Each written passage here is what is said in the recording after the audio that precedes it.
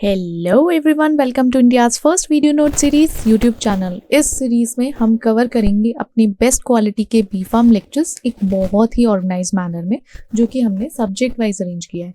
आप सारे सब्जेक्ट और टॉपिक चैनल की प्लेलिस्ट में जाकर चेकआउट कर सकते हैं। सारे वीडियो नोट्स के नोट्स का लिंक आपको वीडियो के डिस्क्रिप्शन बॉक्स में अवेलेबल है। So now let's begin our today's topic, that is fermentation. Fermentation तो it's a part of our unit 5. Unit 5 का पहला टॉपिक है हमारा फर्मेंटेशन। फर्मेंटेशन एग्जैक्टली होता क्या है? फर्मेंटेशन हमारा एक ऐसा बायोलॉजिकल प्रोसेस है, उसमें माइक्रो ऑर्गेनिज्म किसी भी ऑर्गेनिक सब्सटेंस को कन्वर्ट करते हैं डिफरेंट प्रोडक्ट में। हमारे क्या है, ये माइक्रो ऑर्गेनिज्म है। वो क्या करेंगे, आपका कोई भी ऑर्गेनिक प्रोडक्ट हुआ या कोई भी ऑर्गेनिक सब्सटेंस को कन्वर्ट करने का काम करेंगे, किसमें? अल्कोहल में, एसिड में, बेस, गैस या बायोमास में भी कन्वर्ट कर सकते हैं। तो उस प्रोसेस को हम क्या बोलते हैं? फर्मेंटेशन बोलते हैं। ठीक है, ये तो सबने सुना होगा ना, घर में भी होता है। अगर जैसे आपके घर में छोले भटूरे बनने वाले हैं तो पहले मैदा को फर्मेंट किया जाता है ना, तभी तो भटूरे बनते हैं उसके। तो ऐसे ही फर्मेंटेशन का एक प्रोसेस है। फूड इंडस्ट्री में यूज करते हैं, फार्मास्यूटिकल्स में यूज होता है, बायोटेक में यूज होता है, बायोफ्यूल प्रोडक्शन के टाइम पे फर्मेंटेशन प्रोसेस को यूज किया जाता है। फर्मेंटेशन ना दो कैटेगरीज में डिवाइड हो जाता है। एक तो ऑक्सीजन रिक्वायरमेंट के बेसिस पर कि ऑक्सीजन चाहिए या नहीं, एक होता है ऑपरेशनल मोड के बेसिस पर, किस तरीके से उस पर ऑपरेशन हो रहा है, लाइक वर्किंग प्रोसेस किस तरीके से है। अब जैसे बेस्ड ऑन ऑक्सीजन तो उसके बेसिस पर एरोबिक होगा फर्मेंटेशन और एनएरोबिक है, या आपका फैकल्टेटिव फर्मेंटेशन है। और ऑपरेशनल मोड के बेसिस पर एक आपका बैच फर्मेंटेशन कराया जाएगा। फेड बैच है, कंटिन्यूअस है, सॉलिड स्टेट या सबमर्ज फर्मेंटेशन आता है हमारे फर्मेंटेशन में।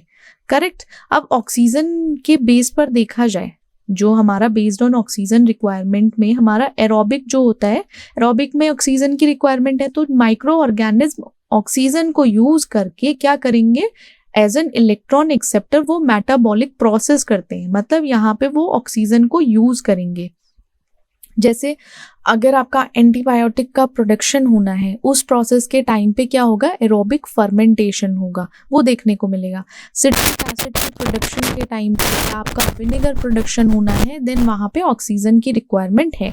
अब एरोबिक के टाइम पे प्रॉपर एरेशन होना ज़रूरी है। अगर एरेशन नहीं होगा तो उसको ऑक्सीजन नहीं मिलेगी। देन आपको स्टर करते रहना है, जिससे कि उसमें ऑक्सीजन की सप्लाई प्रॉपर तरीके से चलती रहे या जाती रहे, एफिशिएंटली होता रहे काम। तो ये एरोबिक फर्मेंटेशन है। एनएरोबिक का उल्टा हो जाएगा, जहाँ पे ऑक्सीजन की रिक्वायरमेंट नहीं है, माइक्रो ऑर्गेनिज्म एक अल्टरनेटिव इलेक्ट्रॉन एक्सेप्टर को लेंगे, जैसे सल्फेट है या नाइट्रेट है, उसको यूज करके फर्मेंटेशन प्रोसेस को कंटिन्यू करेंगे। अब एनारोबिक फर्मेंटेशन, जैसे एथेनॉल का प्रोडक्शन होना है, लैक्टिक एसिड का फर्मेंटेशन होना है या मीथेन जनरेशन होनी है, तो वहाँ ऑक्सीजन की रिक्वायरमेंट नहीं होती। ऑक्सीजन क्या होता है, वो प्रेजेंट ही नहीं होता। करेक्ट। अब देन आपका है फैकल्टेटिव फर्मेंटेशन, तो उसमें माइक्रो ऑर्गेनिज्म दोनों कंडीशन में, यहाँ क्या होगा, बोथ एरोबिक भी है, एनारोबिक कंडीशन भी है, तो उसमें दोनों में ही जरूरी है, या दोनों में से एक चल जाएगा तो हो जाएगा। जैसे ईस्ट है, ईस्ट हमारा सैक्रोमाइसिस सर्वेसिया से फैमिली से बिलोंग करता है, तो वो इथेनॉल प्रोडक्शन में हेल्प करता है। ठीक है। आपका ऑपरेशनल मोड के बेसिस पर जो बैच फर्मेंटेशन चलता है ना, तो कोई भी न्यूट्रिएंट्स है उसको स्टार्टिंग में ऐड कर देंगे, बाद में कोई एडिशन नहीं होना, मतलब एक ही बार में सब कुछ ऐड ऑन कर देना है। देन आपका वो प्रोसेस करेगा, कल्चर ग्रो करेगा और आपके पास एक डिजायर्ड प्रोडक्ट बन जाएगा। प्रोडक्ट जैसे ही बन के आता है आप उसको हार्वेस्ट कर सकते हो। एडवांटेज ये है हमारे बैच फर्मेंटेशन का, बहुत सिंपल और इजी टू कंट्रोल मेथड होता है।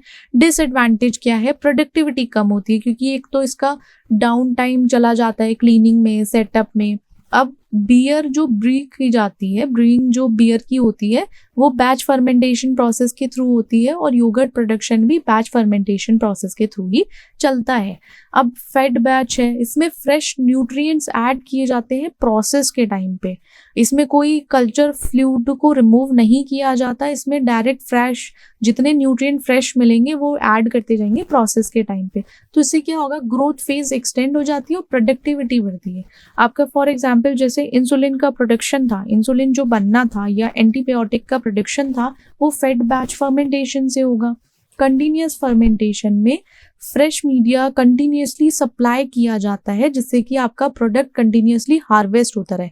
कंटिन्यूस जहाँ आ गया तो समझिए कंटिन्यूसली उसको वो सप्लाई कर रहे हैं फ्रेश मीडिया को और फिर उसके बाद हार्वेस्ट भी कर रहे हैं लगातार, तो इससे एफिशिएंसी बढ़ जाती है, प्रोडक्टिविटी बढ़ती है। बट थोड़ा सा कॉम्प्लेक्स हो जाता है प्रोसेस और कंटामिनेशन के चांसेस बढ़ जाते हैं। आपका एग्जांपल है बायोमास का जो प्रोडक्शन होता है एल्गे फॉर बायोफ्यूल्स के लिए, तो वहाँ पे कंटिन्यूस फर्मेंटेशन को यूज किया जाता है। देन आपका सॉलिड स्टेट फर्मेंटेशन है। देन आपका आता है सॉलिड स्टेट फर्मेंटेशन। तो माइक्रो ऑर्गेनिज्म को सॉलिड सबस्ट्रेट पे ग्रो करते हैं बिना किसी फ्री फ्लोइंग फ्लूइड के, वहाँ कोई ज़रूरत नहीं होती। जैसे आपके मशरूम का कल्टीवेशन आपने देखा होगा, तो वो क्या होता है, वो सॉलिड स्टेट फर्मेंटेशन है। टेम्पे है प्रोडक्शन, उसका सॉलिड स्टेट फर्मेंटेशन है। देन आपका लास्ट है सबमर्ज फर्मेंटेशन। तो हमारा जो माइक्रो ऑर्गेनिज्म है वो एक लिक्विड मीडियम में ग्रो करेगा। जैसे एंजाइम का प्रोडक्शन होना, एंजाइम कैसे ग्रो करता है, वो लिक्विड मीडियम में ही तो ग्रो करता है। तो जैसे एंजाइम का एमाइलेज प्रोटीएज है, तो वो किसके बेसिस पर है, अपने सबमर्ज फर्मेंटेशन के बेसिस पर है। General requirement for fermentation, like basic आपको ये 2 कैटेगरीज के बेसिस पर आइडिया लग गया होगा कि फर्मेंटेशन के लिए जनरल रिक्वायरमेंट क्या है। सबसे पहले तो माइक्रो ऑर्गेनिज्म की ज़रूरत है जो प्रोसेस करेगा, ठीक है। स्पेसिफिक स्ट्रेन चाहिए आपको बैक्टीरिया, यीस्ट या फंगाई का, जिसकी एबिलिटी है आपको एक डिजायर्ड प्रोडक्ट देने की, कि उसके बिना नहीं काम चल सकता। स्टेराइल कंडीशन चाहिए, कंटामिनेशन ना हो। आपके न्यूट्रिएंट रिच मीडियम होना चाहिए, जो मीडियम यूज हो रहा है वो। टेम्परेचर और पीएच प्रॉपर कंट्रोल में रहना चाहिए और साथ ही साथ ऑक्सीजन की ज़रूरत होती है। एरेशन और मिक्सिंग चलती रहेगी, ऑक्सीजन सप्लाई रहेगी। कंट्रोल वेस्ट प्रोडक्ट, आपको जो टॉक्सिक बाई प्रोडक्ट है जो उसको रिमूव करना है, क्योंकि उससे माइक्रोबायल एक्टिविटी भी हो सकती है, तो उसको रिमूव करते रहना है हाथों हाथ। नेक्स्ट हम बढ़ेंगे स्टडी ऑफ मीडिया, मीडिया के बारे में, कि जो फर्मेंटेशन मीडिया होता है वो किस तरीके से हम प्रिपेयर करते हैं। और जो फर्मेंटेशन मीडिया है उसका काम है जो भी माइक्रोबायल ग्रोथ है या प्रोडक्ट की फॉर्मेशन होनी है, तो उसके लिए न्यूट्रिएंट मिल सके, जो भी असेंशियल न्यूट्रिएंट्स हैं वो मीडिया प्रोवाइड करता है। देन उससे क्या होगा, वो उसकी प्रोडक्टिविटी और एफिशिएंसी पर इम्पैक्ट पड़ता है, मतलब ज़्यादा अच्छे से हो पाएगा, बेटर हो पाएगा। टाइप्स ऑफ मीडिया हैं, कितने टाइप्स के मीडिया हैं, लाइक 5 टाइप्स मीडिया होते हैं, जिसमें सिंथेटिक है, आपका डिफाइंड मीडिया है, complex media, selective, production and enriched media होता है। अब उसके क्लासिफिकेशन के बेसिस पर जो आपका सिंथेटिक डिफाइंड मीडिया है उसमें आपके केमिकली डिफाइंड कंपोनेंट्स, हमारा जो सिंथेटिक या डिफाइंड मीडिया होता है ना, उसको हम रिसर्च पर्पस के लिए यूज़ करते हैं, जिसमें हमें स्पेसिफिक माइक्रोबायल नीड्स की ज़रूरत होती है, उसको स्टडी करना है, देन उसको हम यूज़ करेंगे इस मीडिया को। देन आपका कॉम्प्लेक्स मीडिया आता है। कॉम्प्लेक्स मीडिया में जो कंपोनेंट्स हैं किसी भी चीज़ के, जैसे ईस्ट एक्सट्रैक्ट है, तो वो अनडिफाइंड है। कॉमनली हम इसको कब यूज़ करते हैं, इंडस्ट्रियल फर्मेंटेशन के टाइम पे। सेलेक्टिव मीडिया इंकरेज करता है किसी भी माइक्रो ऑर्गेनिज्म की, स्पेसिफिक माइक्रो ऑर्गेनिज्म की ग्रोथ में, जब वो दूसरों की ग्रोथ, मतलब ऐसा समझिए जैसे आपका ए बैक्टीरिया है, ये कोई भी ए माइक्रो ऑर्गेनिज्म है, एक बी है, बट वो क्या करेगा, इसको इनहिबिट कर देगा, बट इसकी ग्रोथ को ना बढ़ाएगा, वो सेलेक्टिव मीडिया रहता है। प्रोडक्शन, लार्ज स्केल पे किसी चीज़ का फॉर्मेशन करना हो, देन पर्टिकुलर प्रोडक्शन मीडिया को यूज़ किया जाता है, क्योंकि उसमें स्पेसिफिक न्यूट्रिएंट्स हैं जिससे यील्ड बढ़ती है, करेक्ट। देन आपका एनरिच मीडिया होता है। एनरिच मीडिया में सप्लीमेंट रहते हैं एडिशनल न्यूट्रिएंट्स के साथ, जैसे कि जो फास्टिडियस ऑर्गेनिज्म है उनकी ग्रोथ में हेल्प आउट हो सके, ठीक है।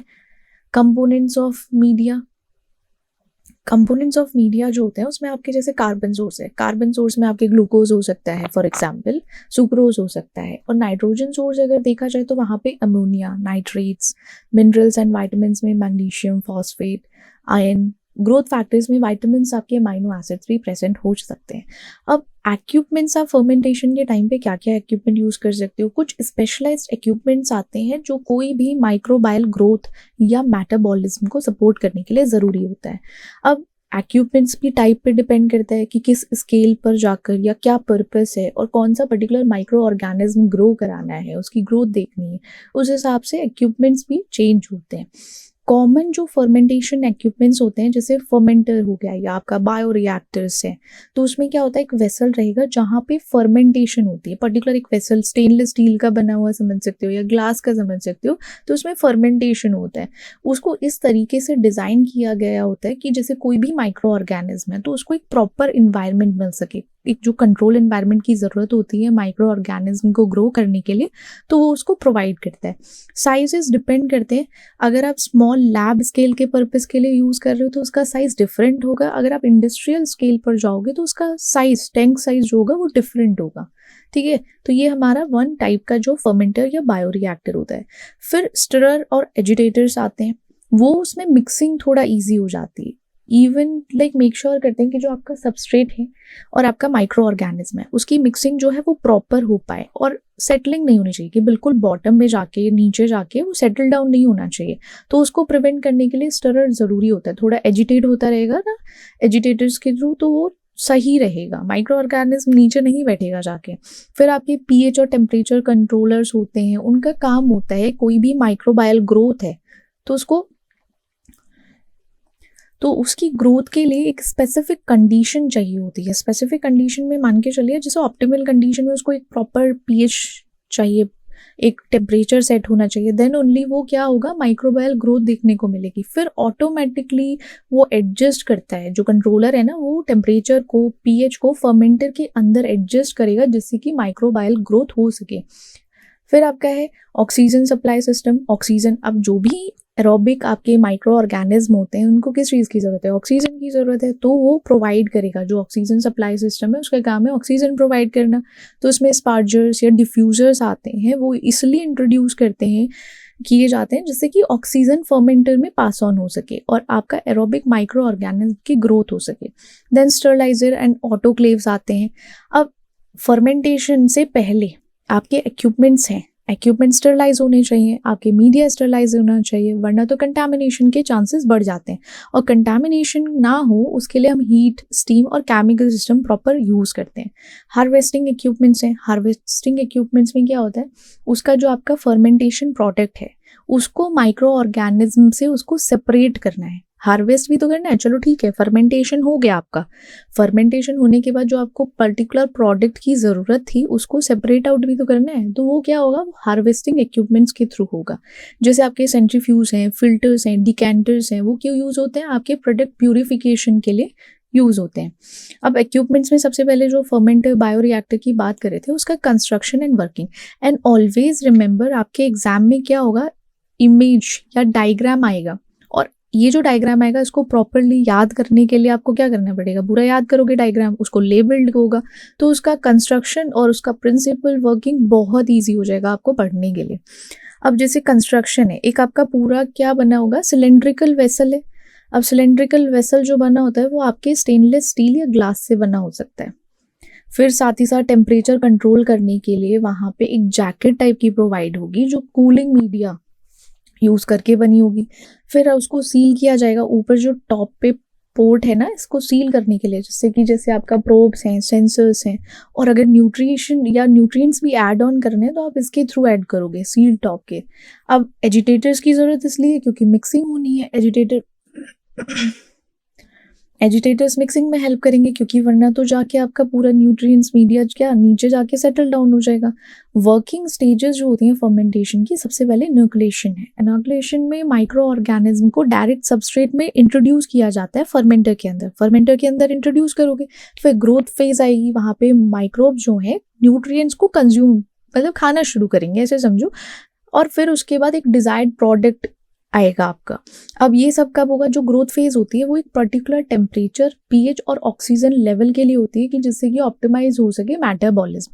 तो ये पर्टिकुलर आपका इनोकुलेशन के बाद ग्रोथ फेज आएगी। देन हार्वेस्टिंग, जहाँ पे आपका जो प्रोडक्ट आपको मिलने वाला है उसको आप सेंट्रीफ्यूज या फिल्टर यूज करके सेपरेट आउट कर सकते हो। देन मॉनिटरिंग कंट्रोल के लिए सेंसर्स लगे होते हैं, ट्रैक करते रहते हैं वो पीएच को, देन आपका टेम्परेचर, कोई भी डिजॉल्व्ड ऑक्सीजन है वो सब देखते हैं। अब डेटा जो होता है वो आपका कंप्यूटर में जाएगा या बीएलसी में जाएगा, जहाँ पे वो क्या करते हैं, वो एजिटेटर्स को कंट्रोल करेगा, कूलिंग कितना होना है वो देखेगा, न्यूट्रिएंट्स का एडिशन कब कितने टाइम पर होना है, तो वो सब यहाँ से कंट्रोलर से चलता रहता है। अब नेक्स्ट है हमारा स्टेरिलाइजेशन मैथड। स्टेरिलाइजेशन मैथड ये एक प्रोसेस है जिसमें जो भी वायबल माइक्रो ऑर्गेनिज्म है, जितने भी लाइव ऑर्गेनिज्म हो सकते हैं, माइक्रो ऑर्गेनिज्म हो सकते हैं, तो उनको सबसे पहले तो किल करना है या फिर उनको रिमूव किया जा सकता है। तो क्या क्या सच मैथड्स हैं जिसके थ्रू स्टरलाइज किया जा सकता है? अब कॉमन स्टरलाइजेशन टेक्निक में सबसे पहले हीट स्टरलाइजेशन आता है, जिसको हम थर्मल स्टरलाइजेशन भी बोलते हैं। दो तरीके से होता है हीट स्टरलाइजेशन, एक तो मॉइस्ट हीट के थ्रू होता है और एक आपका ड्राई हीट के थ्रू होता है। मॉइस्ट हीट में ऑटोक्लेविंग आता है, ड्राई हीट में आपका हॉट एयर ओवन आ जाएगा। देन कॉमन स्टरलाइजेशन में अनदर है आपका filtration, heat sterilization, then filtration, उसके बाद केमिकल स्टरलाइजेशन और देन एट द एंड आप जाके यूवी रेडिएशन के थ्रू भी स्टरलाइजेशन कर सकते हो। अब जो मॉइस्ट हीट है, हीट स्टरलाइजेशन या थर्मल स्टरलाइजेशन जो हम बोलते हैं, तो उसमें ऑटोक्लेविंग में क्या होता है, स्टीम को यूज करते हैं अंडर प्रेशर, जहाँ पे यूजुअली जो टेम्परेचर रहता है 121 degree Celsius at 15 psi for 15 to 20 minutes. Lab setting के हिसाब से होता है ये।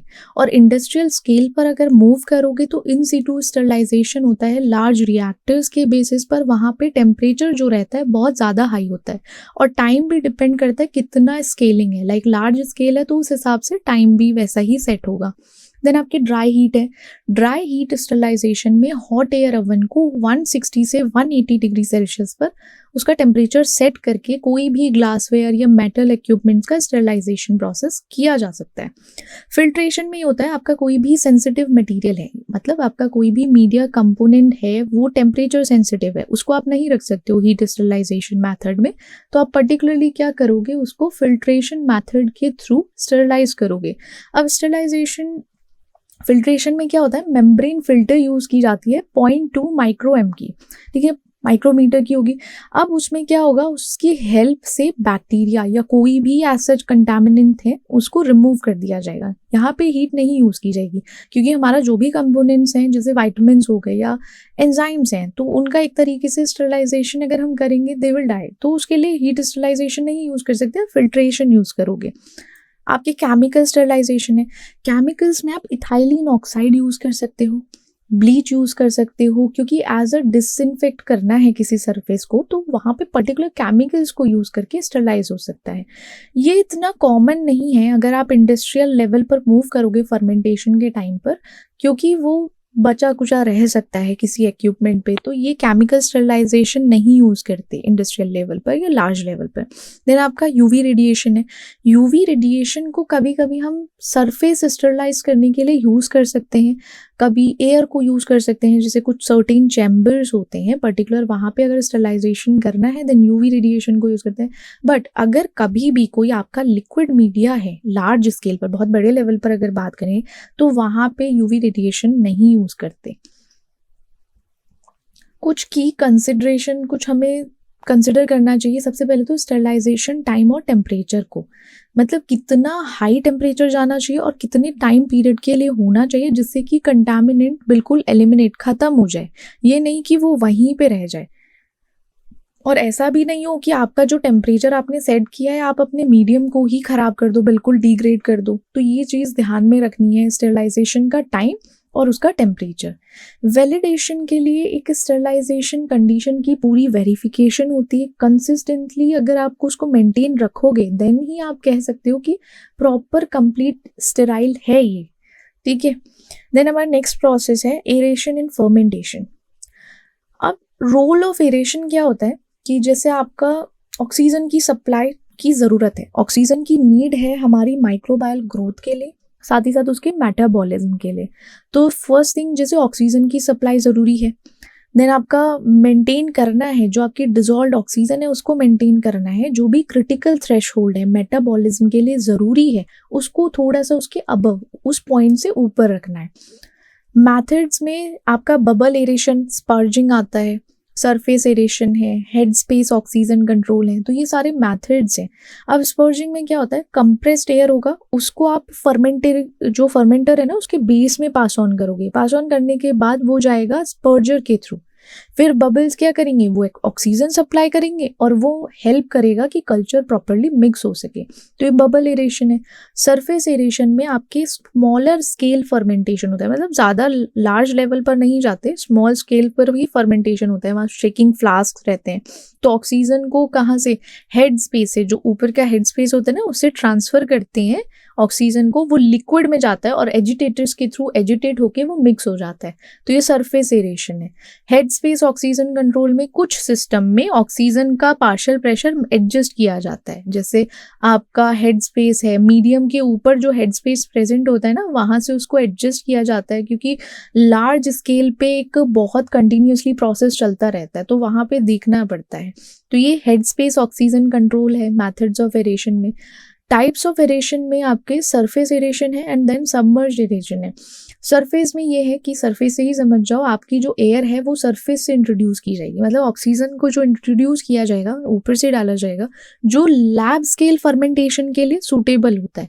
सबमर्ज्ड में आपका जो एयर ऑक्सीजन है उसको बिलो द सरफेस से इंट्रोड्यूस करते हैं, सरफेस से जस्ट बिलो जो रहता है वहाँ से, और बहुत ही ज़्यादा इसको यूज़ किया जाता है अगर इंडस्ट्रियल लेवल पर जाएं या लार्ज स्केल लेवल पर एरोबिक फर्मेंटेशन हो रहा है, देन सबमर्ज्ड एरेशन को यूज़ करते हैं। कुछ फैक्टर्स हैं जिसकी वजह से ये ऑक्सीजन जो ट्रांसफ़र हो रहा है उसमें लाइक अप्स एंड डाउन्स देखने को मिलते हैं। एजिटेशन की स्पीड, जो एजिटेटर्स हैं उसकी एजिटेशन स्पीड कितनी है, जितनी ज़्यादा स्टिरिंग होगी बबल्स का डिस्पर्जन उतना ज़्यादा बढ़ेगा। तो जितना ज़्यादा बबल का डिस्पर्जन होगा आपकी ऑक्सीजन भी ट्रांसफ़र बढ़ेगी। तो ये एक दूसरे से कोरिलेट करता है। विस्कोसिटी मीडियम की कितनी है, अगर विस्कोसिटी ज़्यादा है तो ऑक्सीजन जो होना चाहिए था एक नॉर्मल में, वो लिमिट में आ जाता है कि ज़्यादा नहीं सॉल्युबल होगा, और ट्रांसफ़र रेट भी धीरे धीरे वो भी कम हो जाता है। तो विस्कोसिटी ज़्यादा नहीं होनी चाहिए। एंटी फोमिंग एजेंट्स होते हैं, एक्सेस अगर फोम हुआ तो क्या करेगा, वो हिंडर करता है ऑक्सीजन के ट्रांसफ़र को, प्रॉपर ऑक्सीजन का ट्रांसफ़र नहीं हो पाएगा। तो वहाँ पे एंटी फोमिंग एजेंट्स यूज़ करते हैं जिससे कि वो फोम को रिड्यूस कर सकें, और जिसकी वजह से कुछ हमारा जो मास ट्रांसफ़र होने वाला था, ऑक्सीजन का ट्रांसफ़र होने वाला था, वो अफेक्ट ना हो। Correct. Then next is stirring agitation. Importance of stirring. अब क्यों ज़रूरी है स्टरिंग? स्टरिंग भाई जब डिस्ट्रीब्यूशन करना है, एक प्रॉपर मिक्सिंग करनी है, तो यूनिफॉर्म मिक्सिंग के लिए बहुत ज़रूरी है स्टरिंग। तो उसमें आपके न्यूट्रिएंट्स प्रॉपरली डिस्ट्रीब्यूट होंगे, माइक्रो ऑर्गेनिज्म का एक तरीके से इवन डिस्ट्रीब्यूशन होगा, टेम्परेचर का भी होगा, लाइक एक जगह ज़्यादा टेम्परेचर हो सकता है, दूसरी जगह कम हो सकता है, तो stirring is needed. Enhanced mass transfer में आपका जो ऑक्सीजन है वो बबल, एयर बबल से सेल में ट्रांसफ़र होना है, तो उसके लिए ज़रूरी है। हीट ट्रांसफ़र होनी है, उसमें हेल्प करता है कि हीट की यूनिफॉर्मिटी रहे आपके इस पार्ट में पर्टिकुलर। अगर आपका कोई भी वेसल है तो यहाँ पे ज़्यादा ना हो और यहाँ कम हो, तो उसको मेंटेन करने के लिए स्टरिंग ज़रूरी होती है। टाइप्स ऑफ स्टरिंग सिस्टम में इम्पेलर्स आते हैं, आपके एयरलिफ्ट फर्मेंटर्स आते हैं। इम्पेलर्स जैसे मैकेनिकल एजिटेटर्स हो गए, रस्टन टर्बाइन है, आपका मेराइन प्रोपेलर्स हैं, पैडल इम्पेलर्स हैं, एयर लिफ्ट फर्मेंटर्स हैं। तो इनका काम क्या है, सिर्फ इनकी जो मशीनरी है वो थोड़ा सा इक्विपमेंट में डिफरेंस आ जाता है। इम्पेलर्स में आपके रस्टन टर्बाइन है तो वहाँ पे ब्लेड रहेंगे, फ्लैट ना ब्लेड रहते हैं। उसका काम क्या है, गैस और लिक्विड को प्रॉपरली उसका डिस्पर्शन करना। मेराइन जो प्रोपेलर्स होते हैं वो लो विस्कोसिटी लिक्विड के लिए अच्छे हैं, उसमें लार्ज ब्लेड एरिया भी प्रेजेंट रहता है। और पैडल इम्पेलर्स में सिंपल डिज़ाइन है, ज़्यादा कुछ नहीं है, बट इसको अगर लो शेयर कंडीशन है तब यूज़ कर सकते हैं। एयरलिफ्ट फर्मेंटर्स में क्या होता है, वो एयर स्पर्जिंग होती है, मैकेनिकल स्टरिंग नहीं हो रही बट एयर स्पर्जिंग होगी, सर्कुलेशन पूरा होगा डेंसिटी के बेसिस पर, क्योंकि एरेटेड और नॉन एरेटेड जोन में ना डेंसिटी डिफरेंस आता है, तो वहाँ पे एयरलिफ्ट फर्मेंटर को यूज़ करते हैं।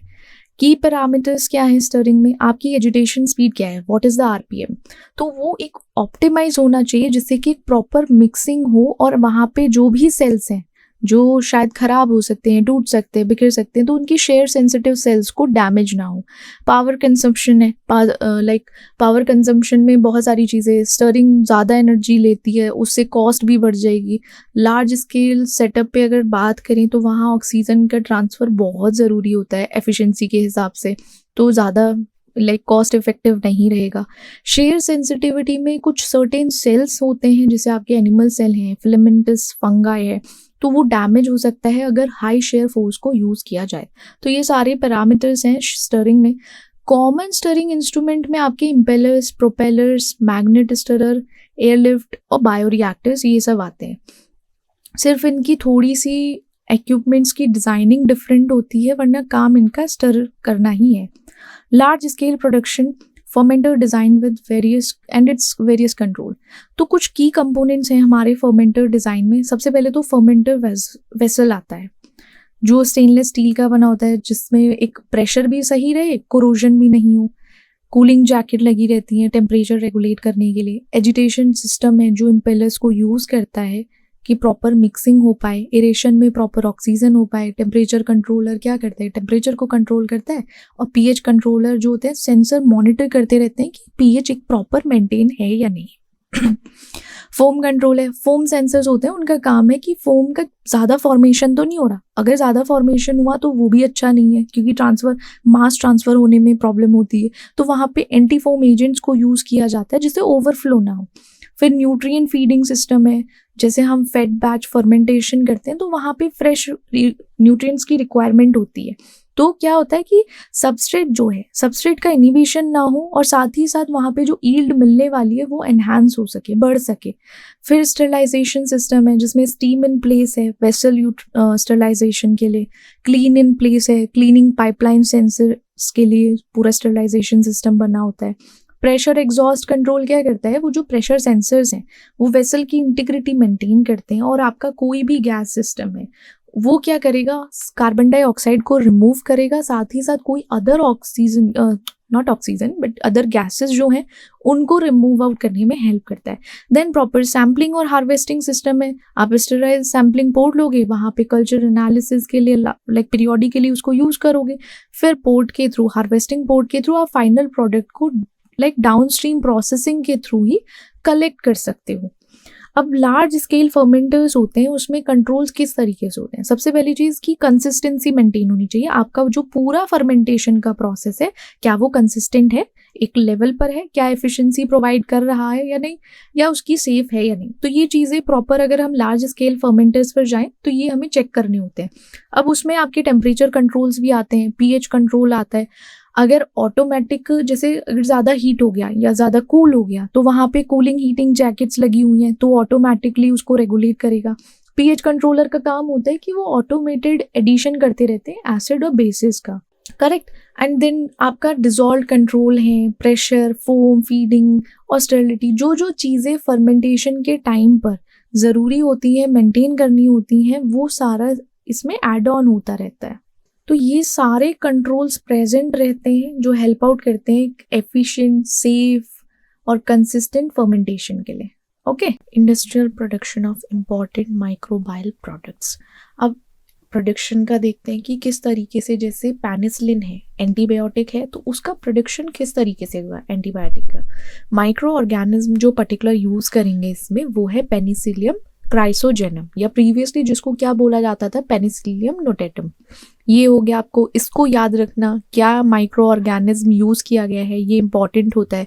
फिर क्या उसका एग्जैक्ट फर्मेंटेशन प्रोसेस है, लाइक फर्मेंटर टाइप, क्या इंस्ट्रूमेंट यूज़ किया गया है, जैसे कि स्टर टैंक बायोरिएक्टर यूज़ किया है, कौन सा पर्टिकुलर मेथड यूज़ किया है फर्मेंटेशन के लिए, जैसे फैट बैच फर्मेंटेशन है जिससे कि वो कैटाबोलाइट रिप्रेशन ना हो ग्लूकोज के थ्रू, तो उसको अवॉइड करने के लिए फैट बैच फर्मेंटेशन यूज़ किया है, जिसमें हम न्यूट्रिएंट प्रोसेस के टाइम पर लाइक डालते रहते हैं। मीडियम कंपोजिशन क्या होनी चाहिए, कार्बन सोर्स, नाइट्रोजन सोर्स और आपका प्रीकर्सर्स, ये मीडियम कंपोजिशन रहती है।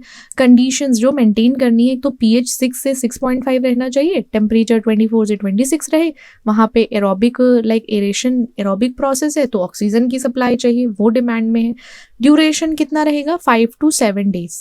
तो ये कंडीशंस हैं जो हमें याद रखनी है, एग्जैक्टली इसी तरीके से प्रोसेस चलेगा।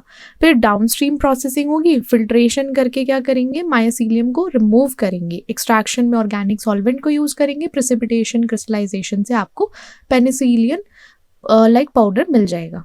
एप्लीकेशन में आपको यूज़ कर सकते हो बैक्टीरियल इन्फेक्शन के लिए, ट्रीट करने के लिए, क्योंकि पेनिसिलियम हमें बैक्टीरियल इन्फेक्शन, एंटीबायोटिक है ना, तो उसे बैक्टीरियल इन्फेक्शन को ट्रीट करने के लिए हम यूज़ कर सकते हैं, कोई भी अगर ग्राम पॉजिटिव है तो। देन आपका प्रोडक्शन ऑफ सिट्रिक एसिड जो ऑर्गेनिक एसिड है, फॉर एग्जांपल आपका एस्पेरेजुलस नाइगर है, नाइजर बोल दो, फंगस जिसको बोलते हैं, तो उसका फर्मेंटेशन प्रोसेस सेम रहेगा। जैसे फर्मेंटर टाइप आप क्या यूज़ करोगे वो आपको याद रखना है। फर्मेंटेशन मेथड जैसे इसमें सबमर्ज सरफेस फर्मेंटेशन यूज़ किया गया है, मीडियम की क्या कंपोजिशन है वो याद रखना है, nitrogen, carbon, metal ions present है, कंडीशंस क्या हैं, कंडीशंस बहुत इंपॉर्टेंट होती हैं, बिना इसके नहीं प्रोसेस पूरा होगा। फिर आप डाउनस्ट्रीम प्रोसेसिंग करोगे, आप इसको फूड में, फार्मास्यूटिकल्स में, बेवरेजेस में ऐसे एसिडुलेंट या प्रिजर्वेटिव की तरह यूज कर सकते हो। Then production of vitamin B, cyanocobalamin, इसके बारे में सुना होगा। जो आपका बैक्टीरिया है, माइक्रो ऑर्गेनिज्म, एक तो सबसे पहले प्रोपियोनोबैक्टीरियम फ्यूडियोनिरिशी, तो ये bacteria particular micro organism Pseudomonas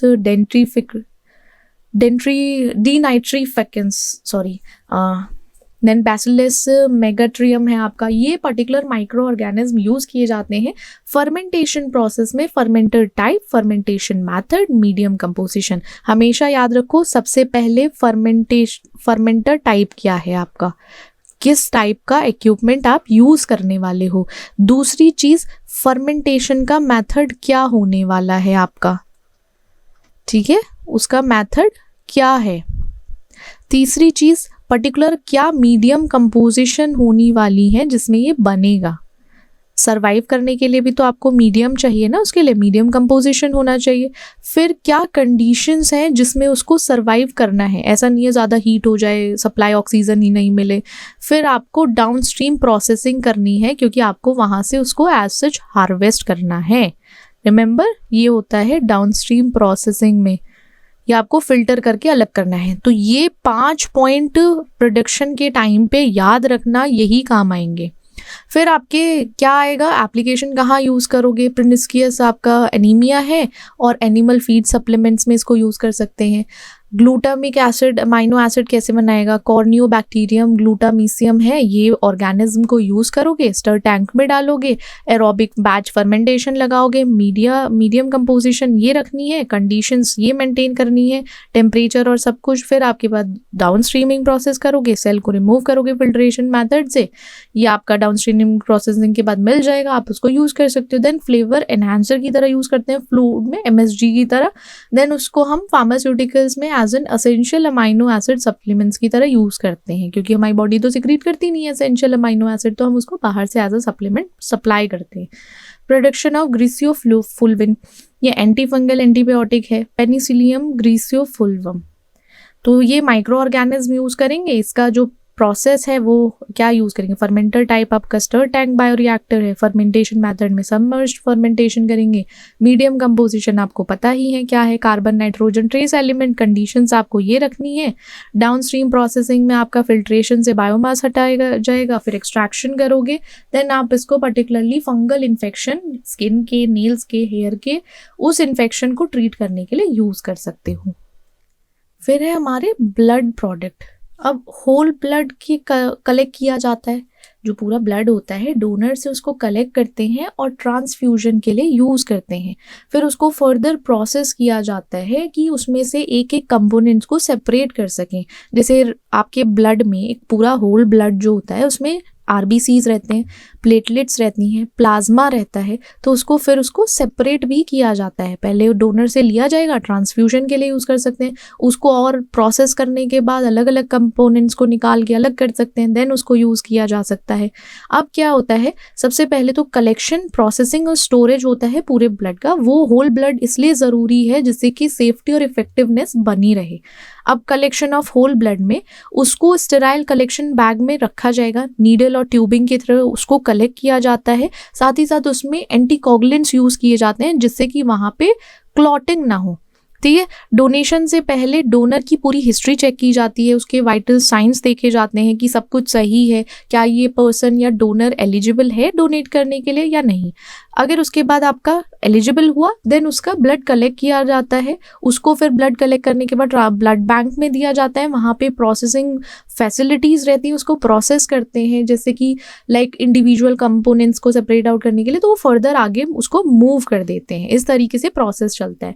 अब प्रोसेसिंग में होल ह्यूमन ब्लड में ब्लड को सेपरेट किया जाता है कंपोनेंट्स में सेंट्रीफ्यूज यूज करके।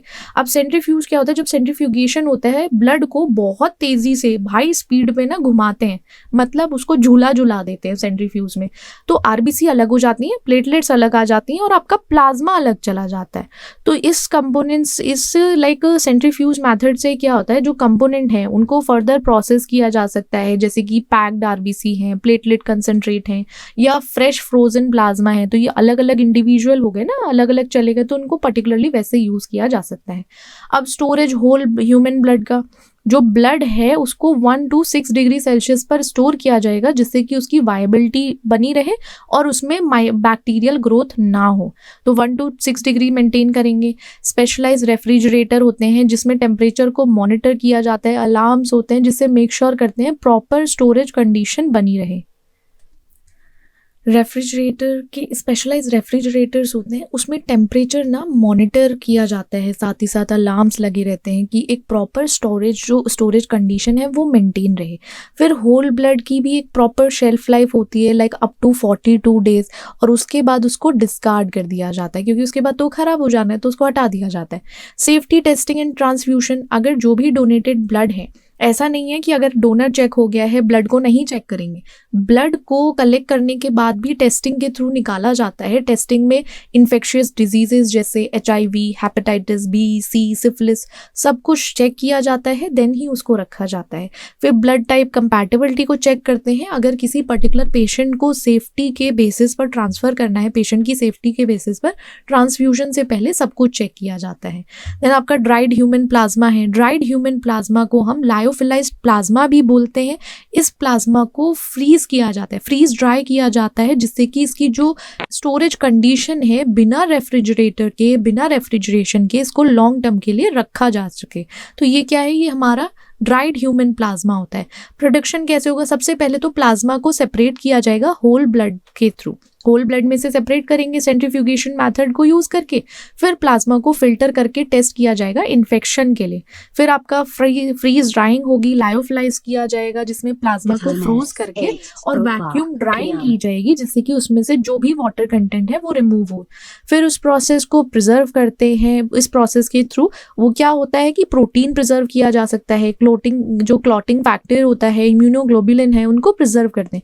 फिर पैकेजिंग एंड स्टोरेज होता है कि उनको वैक्यूम जो है स्टोर किया जाता है सील्ड कंटेनर्स में रूम टेम्परेचर पर। फिर स्टेराइल वाटर लाइक उसको रिकॉन्स्टिट्यूट करेंगे स्टेराइल वाटर ट्रांसफ्यूजन से पहले।